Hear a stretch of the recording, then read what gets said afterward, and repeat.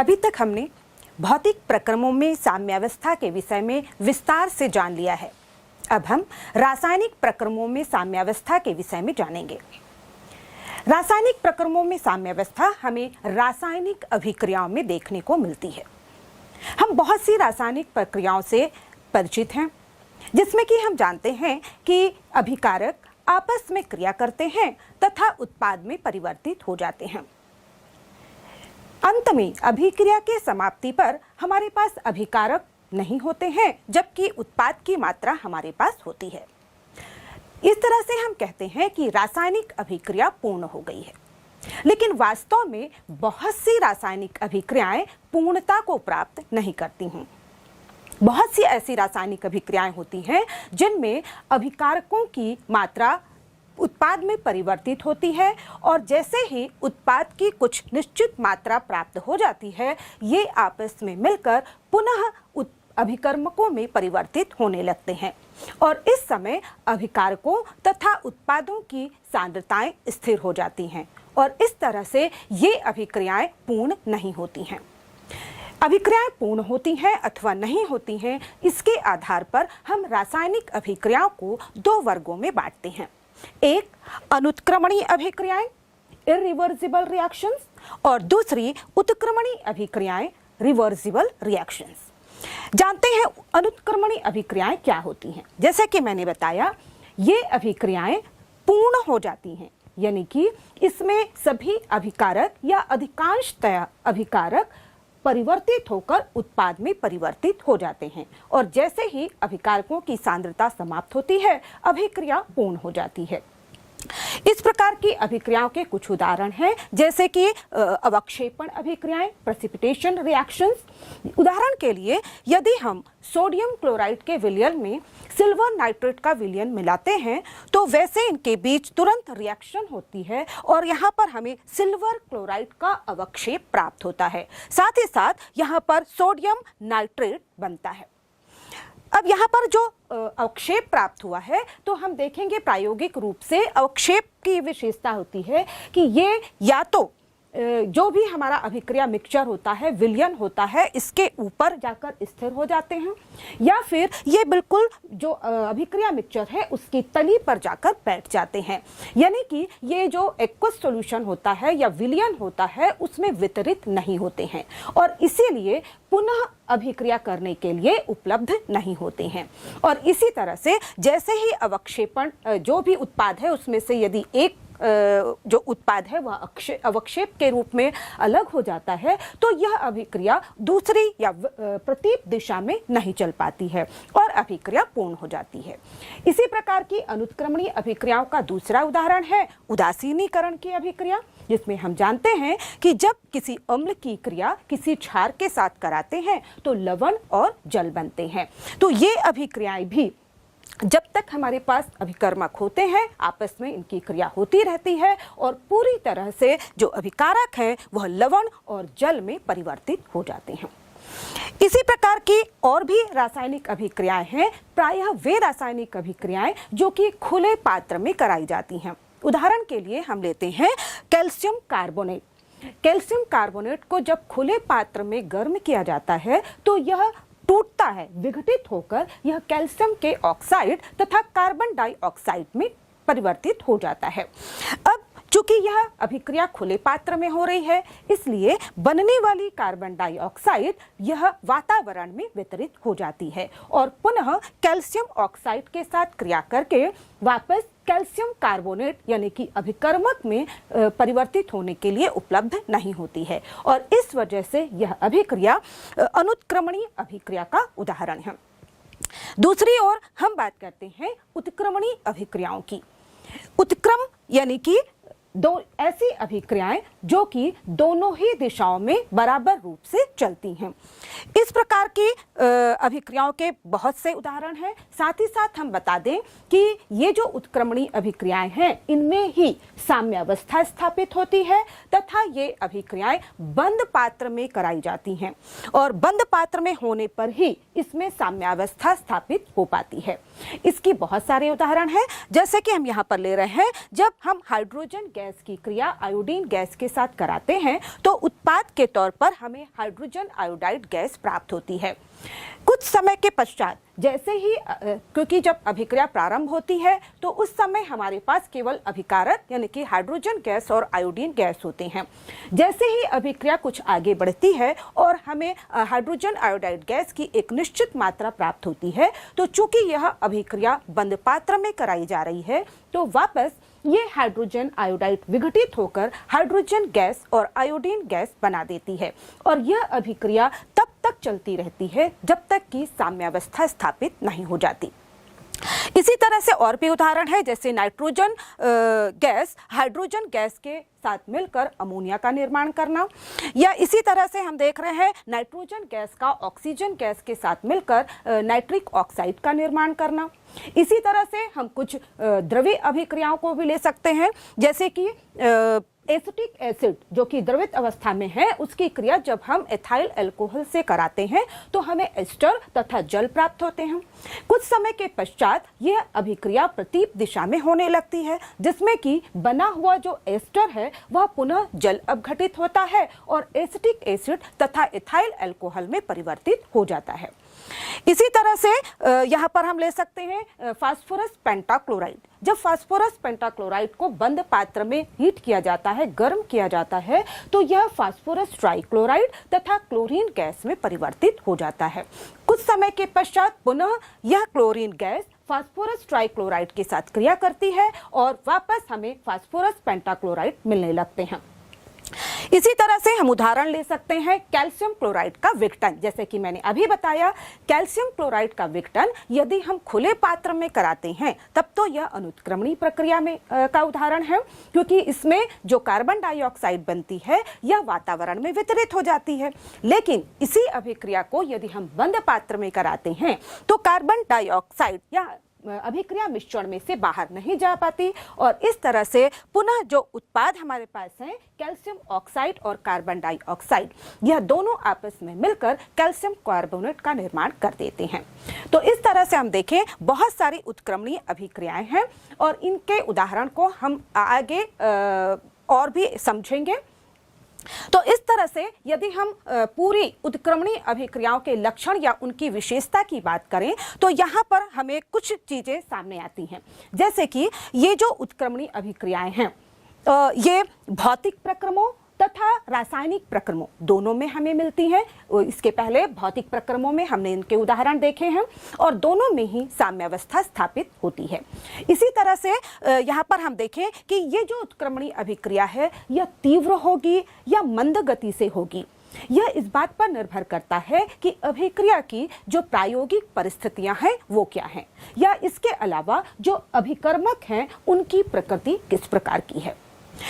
तो इस प्रकार से हम कह सकते हैं कि जो उत्क्रमणीय अभिक्रियाएं हैं चूंकि ये पूर्ण नहीं होती हैं, लेकिन साम्यावस्था पर ये उत्क्रमणीय अभिक्रियाएं कितना पूर्ण हो चुकी हैं, कितनी प्रतिशत पूर्ण हो चुकी हैं, इसके आधार पर हम उत्क्रमणीय अभिक्रियाओं को 3 वर्गों में बांट सकते हैं। ऐसी उत्क्रमणीय अभिक्रियाएं जिनमें कि अभिकर्मक लगभग 90 से 98% तक उत्पाद में परिवर्तित हो जाते हैं और उसके पश्चात साम्यावस्था स्थापित होती है। दूसरे प्रकार की वे अभिक्रियाएं जिसमें कि जब अभिक्रिया शुरू होती है और उसके तुरंत बाद ही साम्यावस्था स्थापित हो जाती है, यानी कि यहाँ पर जो अभिक्रिया है मात्र 5 से 10% ही हो पाती है। और इस स्थिति में हम देखेंगे कि हमारे बहुत सारे जो अभिकर्मक हैं वो अभिक्रिया के न होने की वजह से व्यर्थ हो जाते हैं। इसी के पश्चात तीसरे प्रकार की जो उत्क्रमणीय अभिक्रियाएं हैं वो ये होंगी जिसमें कि अभिकारक और उत्पाद दोनों की जो सांद्रताएं हैं वो तुलनात्मक होती हैं, ना तो किसी की सांद्रता बहुत कम ना तो किसी की सांद्रता बहुत ज्यादा होती है।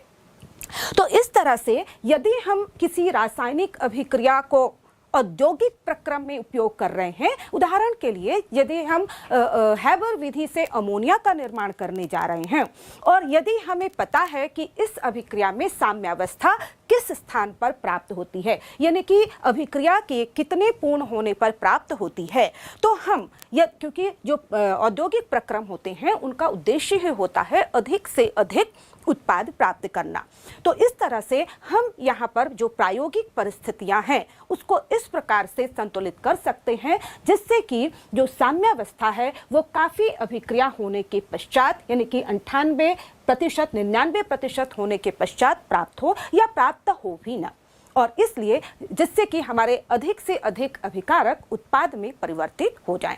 तो इस तरह से हम देखें कि रासायनिक अभिक्रियाओं में साम्यावस्था का ज्ञान होने पर हमें इसका उपयोग अपने औद्योगिक परिस्थितियों, औद्योगिक प्रक्रमों में कर सकते हैं। इसके पश्चात हम जानते हैं रासायनिक साम्यावस्था की कुछ विशेषता या लक्षण। जैसे कि हमने कहा कि जो रासायनिक साम्यावस्था है वह केवल उत्क्रमणीय प्रक्रियाओं या उत्क्रमणीय अभिक्रियाओं में ही हमें प्राप्त होती है, और जैसे ही रासायनिक साम्यावस्था प्राप्त हो जाती है इस समय अग्रिम अभिक्रिया की दर प्रतीप अभिक्रिया की दर के बिल्कुल बराबर हो जाती है।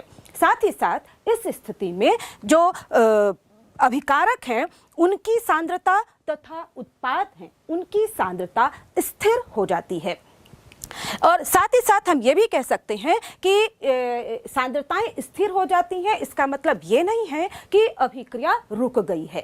यहाँ तक हम देखें कि जो औसत रूप से देखने पर इनकी सांद्रताओं में हमें परिवर्तन दिखाई नहीं देता है, लेकिन तात्कालिक रूप से देखने पर इनके अभिकारकों का उत्पाद में और उत्पाद का अभिकारक में परिवर्तन होता रहता है, क्योंकि इनकी एक दूसरे में परिवर्तित होने की गति या वेग समान हो जाते हैं। इसलिए ओवरऑल देखने पर, औसत रूप से देखने पर हमें इनकी सांद्रताओं में परिवर्तन दिखाई नहीं देता, अर्थात ये स्थिर हो जाती हैं। वास्तव में यहाँ पर जब हम साम्यावस्था की बात करते हैं तो इस साम्यावस्था में हम कह सकते हैं कि यह साम्यावस्था किसी भी निकाय की सबसे स्थायी अवस्था होती है। वास्तव में इसमें अग्र अभिक्रिया तथा पश्च अभिक्रिया को आगे ले जाने वाले जो कारक होते हैं, फैक्टर होते हैं, वे आपस में इस प्रकार का संतुलन स्थापित करते हैं जिससे अभिक्रिया मिश्रण या हम कहें निकाय को एक स्थायित्व प्राप्त होता है। और हम जानते हैं कि किसी भी निकाय को स्थायित्व तब प्राप्त होता है जबकि इसके लिए जो मुक्त ऊर्जा परिवर्तन यानी कि डेल्टा जी का मान है वह न्यूनतम हो या शून्य हो। तो इस तरह हम कह सकते हैं कि जब रासायनिक अभिक्रिया साम्यावस्था को प्राप्त होती है उस समय यहाँ पर जो डेल्टा जी का मान है वह न्यूनतम या शून्य हो जाता है।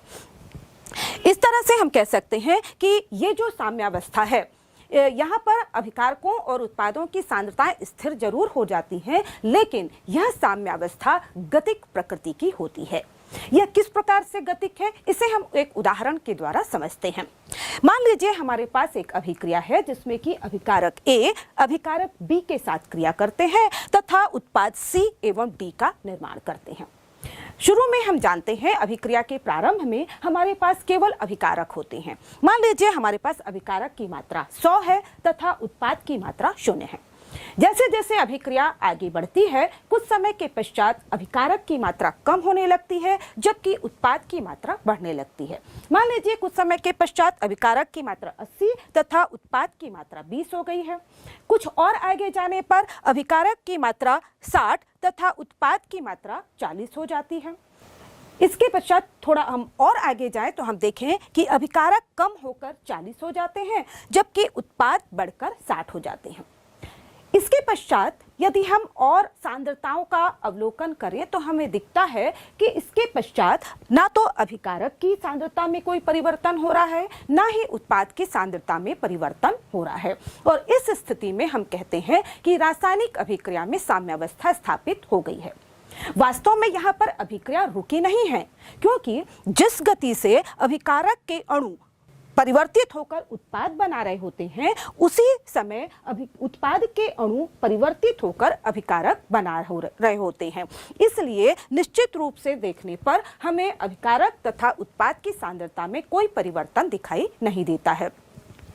इसे हम इस उदाहरण के द्वारा और समझ सकते हैं। मान लीजिए हमारे पास ये एक कंटेनर है जिसमें आपको ऊपर से एक इनलेट है और नीचे की तरफ एक आउटलेट है। इसमें पानी का एक निश्चित तल है जो आपको दिखाई दे रहा है। अब यहाँ पर हम देख रहे हैं कि ऊपर का जो इनलेट है उसमें से लगातार पानी आ रहा है, जबकि आउटलेट जो नीचे है उससे लगातार पानी बाहर जा रहा है। आने की क्रिया भी जारी है और जाने की क्रिया भी जारी है, लेकिन फिर भी हम यहाँ पर देख रहे हैं कि जो पानी का तल है वह ज्यों का त्यों है, स्थिर है। यह इस कंटेनर की साम्यावस्था स्थिति को दर्शाती है। यहाँ पर स्पष्ट है कि पानी जिस गति से अंदर आ रहा है उसी गति से पानी वापस भी जा रहा है, क्योंकि यहाँ पर पानी के आने की दर पानी के निकलने की दर के बराबर है और इसीलिए यहाँ पर पानी का तल बिल्कुल स्थिर है। यही अवस्था हमें रासायनिक अभिक्रियाओं में देखने को मिलती है। यदि यहाँ पर पानी आने की दर ज़्यादा होती और पानी के निकलने की दर कम होती तो निश्चित रूप से यहाँ पर समय के साथ पानी का लेवल ऊपर हो जाता। दूसरी ओर यदि पानी के निकलने की दर अधिक होती और पानी के आने की दर कम होती तो इस स्थिति में निश्चित रूप से पानी का जो तल है वह नीचे चला जाता। लेकिन चूंकि यहाँ पर पानी के आने और पानी के निकलने की दर बिल्कुल निश्चित है और इसीलिए यहाँ पर जो पानी का तल है हमें परिवर्तित होता हुआ दिखाई नहीं देता। हालांकि यहाँ पर क्रिया लगातार जारी है और यही क्रिया होती है रासायनिक अभिक्रियाओं में, जबकि यहाँ पर अभिकारकों के उत्पाद में परिवर्तित होने की दर तथा उत्पाद के पुनः अभिकर्मक में परिवर्तित होने की दर स्थिर हो जाती है, बराबर हो जाती है। और इसीलिए ऐसा लगता है कि यहाँ पर अभिकारकों या उत्पादों की सांद्रता में परिवर्तन नहीं हो रहा है, लेकिन वास्तव में अभिक्रिया होती रहती है और इसीलिए कहा जाता है कि साम्यावस्था गतिक होती है। रासायनिक उत्क्रमणीय अभिक्रियाओं की गतिक प्रकृति को समझाने के लिए हैबर नामक वैज्ञानिक ने कई प्रयोग किए। इन्होंने नाइट्रोजन गैस तथा हाइड्रोजन गैस की भिन्न भिन्न मात्राओं को लेकर कई अमोनिया के निर्माण किया तथा इस प्रयोग को कई बार दोहराया। इन्होंने देखा कि जब एक अभिक्रिया पात्र में हाइड्रोजन गैस की तथा नाइट्रोजन गैस की एक निश्चित मात्रा ली तथा इस बंद पात्र में को कुछ समय के लिए रख दिया और उसके पश्चात उन्होंने समय समय पर बनने वाली अमोनिया गैस की सांद्रता का अवलोकन किया, तो उन्होंने पाया कि कुछ समय तक तो अमोनिया गैस की सांद्रता बढ़ती जाती है, लेकिन एक निश्चित समय के पश्चात फिर अमोनिया की सांद्रता बढ़नी बंद हो जाती है, यानी कि इसकी सांद्रता स्थिर हो जाती है। इसी तरह से उन्होंने अमोनिया के निर्माण के पश्चात जो शेष बचे नाइट्रोजन और हाइड्रोजन थे उनकी भी सांद्रता का परीक्षण किया, तो उन्होंने देखा कि कुछ समय तक तो इनकी सांद्रताओं में कमी आती गई, लेकिन एक निश्चित समय के पश्चात इनकी सांद्रताएं भी स्थिर हो गई, जिसे हम यहाँ पर इस ग्राफ के द्वारा देख सकते हैं। यहाँ पर हम देख रहे हैं कि यदि हमने एक्स एक्सिस पर अभिक्रिया के होने की दर या समय को रखा हुआ है तथा y एक्सिस पर यदि हम सांद्रता लेते हैं, यहाँ पर हमने देख रहे हैं कि नाइट्रोजन की एक निश्चित सांद्रता है तथा हाइड्रोजन की एक निश्चित सांद्रता है और यहाँ पर अमोनिया की सांद्रता 0 है, क्योंकि हमारे पास प्रारंभ में अमोनिया नहीं है। जैसे जैसे यह अभिक्रिया आगे बढ़ती है तो हम देखें कि जो हमें ग्राफ प्राप्त हो रहा है वह अमोनिया जो कि 0 स्थिति पर थी, धीरे धीरे इसकी सांद्रता बढ़ती है और एक निश्चित समय के पश्चात यह स्थिर हो जाती है। उस समय यहाँ पर जो हमें कर्व जो प्राप्त हो रहा है वह एक्स एक्सिस के समानांतर हो जाता है। इसी तरह से हम यदि हाइड्रोजन की सांद्रता का अवलोकन करें तो यहाँ पर भी हम देखते हैं कि कुछ समय तक हाइड्रोजन की जो सांद्रता है कम होती है और उसके बाद फिर वह स्थिर हो जाती है। इसी तरह से नाइट्रोजन की सांद्रता भी समय के साथ कम होती है और उसके बाद स्थिर हो जाती है। जहां पर इनकी सांद्रताएं यानी कि अभिकारकों और उत्पादों की सांद्रताएं स्थिर हो जाती हैं, वहीं पर हम कहते हैं कि साम्यावस्था स्थापित हो गई है। लेकिन यहाँ पर हम देखें कि साम्यावस्था स्थापित होने के पश्चात क्या अभिक्रिया नहीं होती है, तो इसकी गतिक प्रकृति को जानने के लिए इसी अभिक्रिया को यहाँ पर हाइड्रोजन की जगह पर इसके समस्थानिक ड्यूटेरियम का उपयोग करके किया गया। जब यहाँ पर ड्यूटेरियम का उपयोग किया गया तो वहां पर भी हम देखते हैं कि जो अभिक्रिया मिक्सचर थी, एक निश्चित समय के पश्चात यहाँ पर हमें अमोनिया की जगह पर ND3 तथा हाइड्रोजन की जगह पर D2 की मात्रा प्राप्त हुई। इस तरह से यहाँ पर भी उनकी निश्चित मात्राएं थीं जो ये दर्शाती थी कि निश्चित समय के पश्चात यहाँ पर साम्यावस्था स्थापित हो गई है। अब इस प्रकार दोनों जो साम्य मिश्रण थे इनको आपस में मिश्रित कर दिया गया और उसके पश्चात जब इनका अध्ययन किया गया, परीक्षण किया गया, तो ये देखा गया कि जो साम्य मिश्रण था उसमें साम्यावस्था स्थापित होने के पश्चात भी कई नए प्रकार के अमोनिया के अणु प्राप्त हुए, जिसमें कि अमोनिया NH3 था, इसके अलावा NH2D, NHD2 जैसे प्रोडक्ट हमें प्राप्त हुए। इसी तरह से हाइड्रोजन की जगह पर H2 भी था, HD भी था और D2 भी प्राप्त हुए। यदि साम्यावस्था पर अभिक्रिया समाप्त हो गई होती या रुक गई होती तो हमें इस प्रकार के जो उत्पाद हैं वह प्राप्त नहीं होते। और यह प्रयोग दर्शाता है कि यहाँ पर साम्यावस्था स्थापित होने पर अभिक्रिया रुकती नहीं है, अभिक्रिया गतिक प्रकृति में चलती रहती है।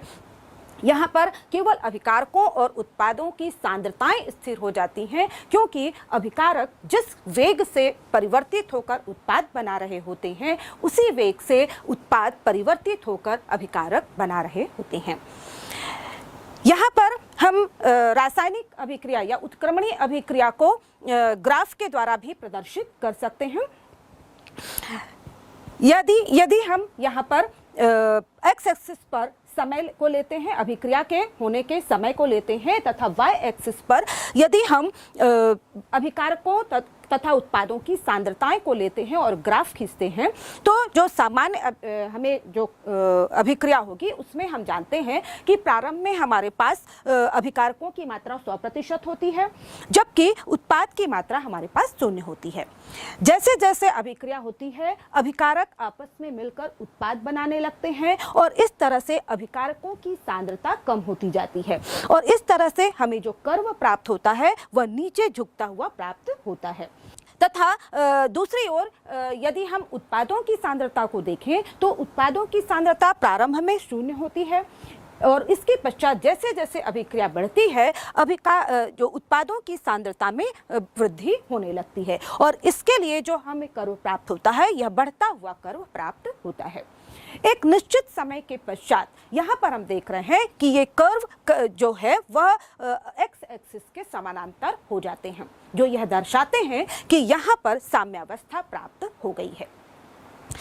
जरूरी नहीं है कि इस प्रकार का जो कर्व हमें प्राप्त हो रहा है जिसमें कि अभिकारकों के कर्व उत्पाद के कर्व को काट रहे हों, हमें किसी भी प्रकार के यहाँ पर कर्व प्राप्त हो जाते हैं, लेकिन हमें यह देखना होता है कि घटता हुआ कर्व या बढ़ता हुआ कर्व किस बिंदु पर जाकर एक्स एक्सिस के समानांतर हो जाता है, जहाँ पर इनकी सांद्रताएं स्थिर हो जाती हैं और यही बिंदु दर्शाता है कि साम्यावस्था स्थापित हो गई है।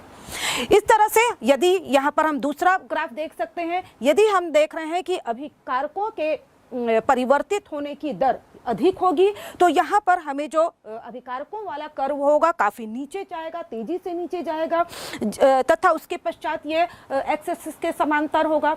उसकी तुलना में यदि प्रोडक्ट के उत्पादों के अभिकारकों में परिवर्तित होने की दर धीमी धीमी चल रही है तो उससे जो कर्व होगा वो हमें ज्यादा बढ़ता हुआ प्राप्त नहीं होगा और इस तरह से हम देखेंगे कि जो साम्यावस्था बिंदु तो वहीं पर प्राप्त होगी, लेकिन जो कर्व या ग्राफ हमें मिलेगा वह बिल्कुल आइडल ग्राफ की तरह नहीं होगा। तो ग्राफ किस प्रकार हमें मिलेगा यह अभिक्रिया के होने की दर पर निर्भर करता है, लेकिन हम यह कहते हैं कि ग्राफ किस प्रकार का भी हो लेकिन साम्यावस्था हमें एक ही बिंदु पर प्राप्त होगी। इस तरह से उत्क्रमणीय अभिक्रियाओं में साम्यावस्था का अध्ययन करने के पश्चात हम रासायनिक साम्यावस्था या भौतिक साम्यावस्था के विषय में एक निष्कर्ष निकाल सकते हैं कि जो साम्यावस्था है वह गतिक होती है। साम्यावस्था पर जो उत्क्रमणीय अभिक्रियाएं होती हैं ये बंद पात्र में ही प्राप्त होती हैं। यहाँ पर जो अग्र अभिक्रिया की दर है वह पश्च अभिक्रिया की दर के बिल्कुल बराबर हो जाती है और इसीलिए यहाँ पर अभिकारकों तथा उत्पादों की सांद्रताएं स्थिर बनी रहती हैं। यह साम्यावस्था जो है वह रिवर्सिबल भी होती है और साथ ही साथ हम ये कह सकते हैं कि यह स्वतः प्रवर्तित भी होती है, यानी कि यदि कोई उत्क्रमणीय अभिक्रिया है और उसमें यदि हम बंद पात्र में अभिकारकों को रखते हैं तो यह अभिक्रिया बढ़ने लगती है, अग्र दिशा में चलने लगती है और उसके पश्चात ये कुछ समय के पश्चात पश्च दिशा में चलने लगती है और एक निश्चित समय के पश्चात हमें साम्यावस्था स्थापित हो जाती है।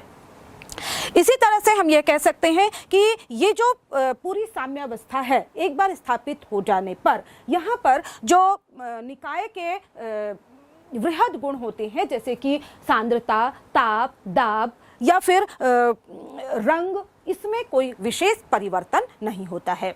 साथ ही साथ हम कह सकते हैं कि जो उत्प्रेरक होते हैं वह रासायनिक साम्यावस्था को प्रभावित नहीं करते। यहाँ हम कह सकते हैं कि साम्यावस्था को यदि उत्प्रेरक की सहायता से जल्दी आ जाए ऐसा नहीं हो सकता। हालांकि ये जो उत्प्रेरक होते हैं ये अग्र अभिक्रिया की दर तथा पश्च अभिक्रिया की दर दोनों को बढ़ाने की कोशिश करते हैं, इसलिए जो टोटल अभिक्रिया है वह जल्दी पूर्ण हो सकती है। लेकिन साम्यावस्था जिस बिंदु पर आती है या अभिक्रिया के जितने पूर्ण होने पर आती है साम्यावस्था उसी बिंदु पर प्राप्त होती है, यानी कि जो उत्प्रेरक हैं वह साम्यावस्था की स्थिति को परिवर्तित नहीं कर सकते। हालांकि ये साम्यावस्था को जल्दी प्राप्त करने में सहायता कर सकते हैं।